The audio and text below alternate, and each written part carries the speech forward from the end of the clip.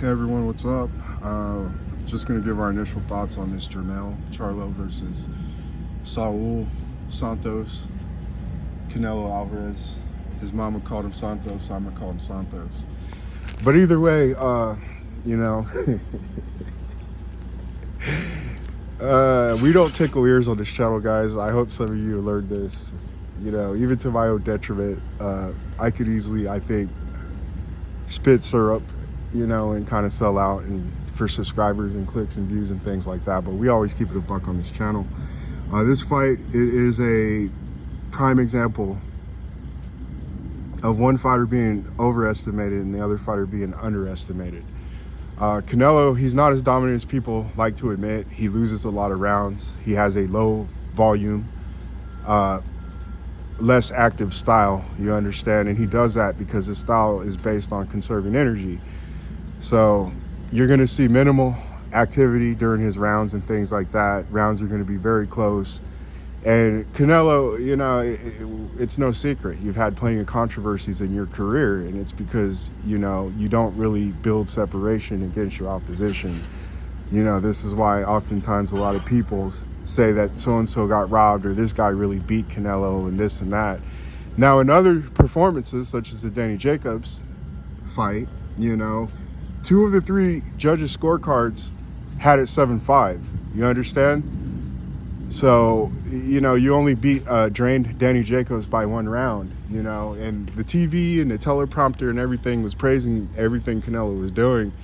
But that type of performance I was not impressed with. But a lot of Canelo fans, they, you know, that was a domination. That was so easy. He toyed Danny Jacobs, you know what I'm saying? But still, you still on 2 judges' scorecards only pulled out a 7-5 win. And that's what Canelo Alvarez is. He's a 7-5 type of guy. And often it could easily go to the negative. You know, you do have assistants, guys. Let's not sit here and cap with, you know, let's not sit here and even lie to each other. You need assistance. You have been a fighter who has been given assistance throughout your career, even early on. You know, you already had controversial draws even before you became a no-name. You understand? If you guys do your research. So Canelo, yeah, I get it. He's got a new zealot fan base. You know, a lot of these fans were originally GGG fans who jumped off the GGG bandwagon, you know, when it was not cool to cheer for Canelo. You guys, you know, you were haters, you know. Then when it became cool to act like you're a Canelo fan, that's when a lot of you kind of jumped on the bandwagon, let's be honest here. You know, but you know, again, you're overestimating Canelo in this fight and you're underestimating Jermell Charlo, guys. We've also seen that Canelo hasn't looked too good in his past couple performances. He hasn't, you know. Canelo also has had to receive the Jorge Linares treatment, you understand? See, Jorge Linares, he could not handle an American circuit when it comes to being in the fight game, so they had to prolong his career and have him go overseas. And that's how Jorge Linares was able to prolong his career. But he's been exposed plenty of times against, you know, guys who aren't that great, you understand? And, you know, a lot of people, they're not going to like this video because, again, I don't tickle ears on this channel, guys. I still have Canelo winning the fight, but, you know, you're going to get a 7-5 performance, you understand? The rounds that he does secure, there's not going to be much separation, you know.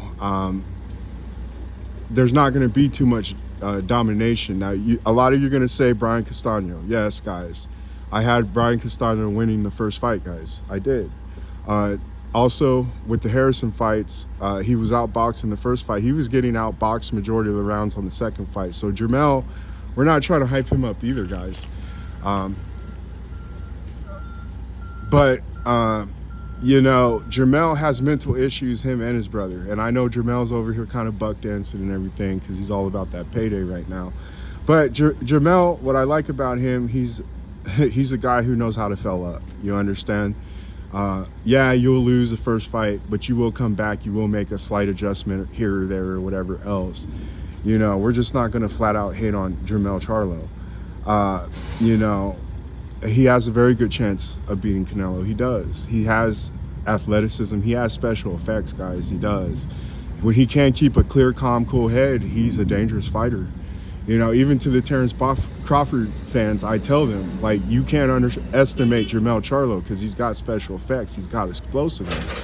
You know, when he does shoot off damaging blows, they come out quick, and there's high velocity on those shots, and they can definitely change the tide of a fight, guys. We saw this versus a Jermell Harrison, or I'm sorry, Tony Harrison. You know, you can't underestimate this guy in this situation. Another thing too is Canelo, yeah, they're dragging up 2 weight classes, but you know, if you have any of your weight clauses, you know, your handicaps that you like to place on Jermell, it's not going to have an effect. You know what I'm saying? This is the bullfighter where the game is already rigged, guys. I'm sorry. You know, Canelo will have that bull drained and everything else. This is a situation where that's not really going to apply. And we've kept it a buck on this channel consistently. In the consistent top 10, pound for pound, I've stated this multiple times. Canelo is the most effective fighter on an even playing field. Canelo is great when he gets to beat you before the negotiations. You know what I'm saying? That's where he's most effective. But if that playing field is anywhere even, it's dangerous for Canelo. You understand? It truly is. You know, I know people don't want to hear this, man, but we keep it a buck on this channel, and we don't play proxy race war. For those of you who are part of that part of boxing, you know, and the YouTube boxing community, we don't do that here, guys. We really don't. I'm just telling you how it is. But we talk about Jermell's mental. You know, there's plenty of fight film to see Canelo's weaknesses. If you make him more active, he is gonna get tired. Again, his whole style is predicated off of conserving his energy. If he can have low output rounds and not have to do much, guys, that's what he prefers. But if you get him to be more active, to throw more punches, it's gonna work for you, especially for the later half of the fight. I don't know what approach Jermell's gonna take in this fight, but he does have somewhat of ability to fight off the back foot. But if he applies pressure early on, maybe take the middle rounds off, that's where he lets Canelo exert himself, maybe go to the back foot game. And like I said, because Canelo, you know, he's not like a Terrence Crawford. He's a highly skilled guy. He's a solid fighter, guys. He is. We're not trying to hate on your guy. But, you know, your combinations and your punchings aren't as accurate as a guy like Terrence Crawford. You don't have the counter-punching ability on the level of Terrence Crawford. You understand? And this is going to rub people the wrong way. You throw flurries, but when Crawford throws flurries and combinations, he knows how to piece them together. He knows how to juggle opponents. I don't see Canelo doing that type of stuff. But, you know, he's still getting scored for that type of stuff, you know, and that's just due to politics and things like that. Again, Terrence Crawford actually he's on the level of counterpunching where I call interception. He knows how to intercept punches. You know, Inui knows how to intercept punches. You know, guys like that. Canelo, he's not on that level where he can intercept fighters. You understand? In this fight, again, if Jermell takes a page, a lot of people are under the assumption you got to fight like Laura to beat Canelo Alvarez. And that was the approach that Caleb Plant took, which is idiotic. No, even when you watch the Floyd fight, Floyd was in his face and he was using that jab. Active jab the entire fight. In fact, Floyd basically beat him with the jab all night. You really pay attention. And it got to the point when Canelo started to gas out, you understand, he was able to get Canelo against the ropes and take advantage of those situations. You know, but the back foot, you know, and you just outbox him, the lower format, you're going to lose if you try that format. You can employ it at certain times of the fight, but you can't employ it the whole fight because they're just going to get you off politics. You're going to lose rounds, regardless if you're successfully landing punches or not, just like Laura. You know what I'm saying? But you're going to have to take a page out of the Floyd Mayweather and the Bivol fights. Very active jab, volume, you understand. Canelo, his feet are kind of set in a line. His front foot and back foot are typically kind of in line with each other. And just like how Bivol was manipulating him with head control and things like that, getting him to have to reset and regather his balance, you got to pay attention to little things like that. You understand? Also, Jermell actually has the ability to actually catch people in between punches. I know this sounds crazy, But when we look at film, these are the things that we look at when we're looking at guys. You know, he does possess that ability, whether you guys want to admit it or not. He does. I don't know if I'll go fully extensive in this fight and make film studies like I did for other fights, but I'm just telling you, just, you know, from the gut, what my initial thoughts and what I can recall right now. You know, obviously when we get into film and things like that, we would definitely do our research, be more accurate or on point. You know, but yeah, Canelo's gonna have to watch out. Another thing I've noticed about Canelo, he is aging. He's at that point where, like Anderson Silva in MMA, guys are gonna be like, why am I bringing up MMA? Well, Anderson Silva got to the point where in his mind, he's dodging punches, but he's still getting caught. And I noticed that a lot in these past couple of fights with Canelo. Like you might be moving your head and turning your head just like, what's his name? Jaron and his boots to the left and right, like you're dodging punches, but you're still getting caught, dude. You know what I'm saying? The lead right will be Jermell's best weapon, and the jab. That's all you're gonna need in this fight. Jermell can also go the body if he wants to and things like that. He can seize openings. He's a guy, he'll seize an opening and, like I said, land an explosive shot, you know? But I can see with the mind games that Canelo, you know, he does have a nice left hook in the way, and when he's able to establish it and set it up, guys, he'll keep the opponent guessing if it's going to land to the head or to the body. Canelo does have some IQ, guys. He has some skill. He is a solid fighter. He would not be in his position if he did not. He learned from the best, from Floyd Mayweather. He even wanted to be like Floyd Mayweather. Like I said, this video is not going to, you know, it's not going to tickle too many of your guys' ears. You know, I think he got a lot of hate early on, even from Mexican fight fans, because he didn't have a Mexican style. Then they realized, you know, against Triple G, because even if you watch the Willie Monroe fight, when Willie Monroe was actually aggressive against Triple G, he was landing and catching GGG with a lot of shots. And I think he even stunned GGG a couple times in that fight. You'll see that GGG took a couple rounds off after getting hit, and then he started turning it on like a couple rounds later after Willie Monroe was putting sequences on him.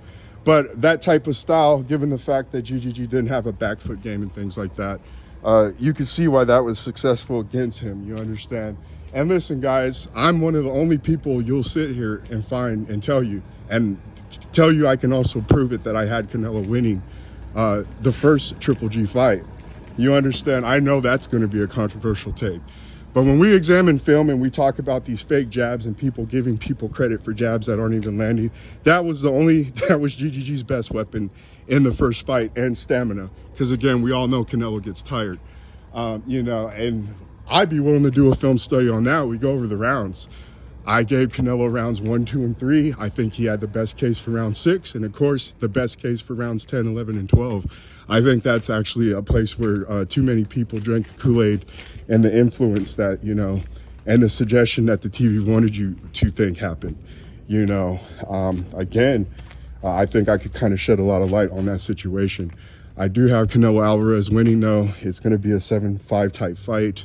But Jermell, he could definitely upset the apple cart. But another thing you need to understand is PBC's not an activist group like a lot of people on the internet think.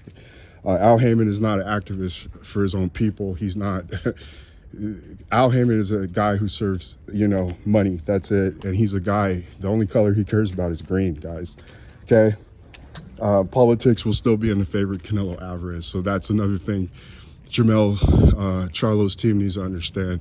Al Heyman ain't gonna, his loyalties to money. It's not to any race or skin color or anything like that. So for you activists that think politics are not in effect, you're definitely mistaken, and it's why I definitely also have Canelo winning. You know, this is a faith-based channel, but we also try to do our research and try to be as rational as possible. You understand? So just initial thoughts. You can call this an early prediction. I'm giving Canelo 7-5 type victory. We will talk to you guys later. We will come out with more videos. I did not see press conference, nor do I need to see it. I may look at it. You know, like I said, if I decide to get more extensive into this matchup, even do a film study or two. You know what? I could probably do a film study on Canelo GGG1. I think that'd be a good fight. But yeah, I'm just throwing off ideas right now, guys. We will talk to you later. All right, bye.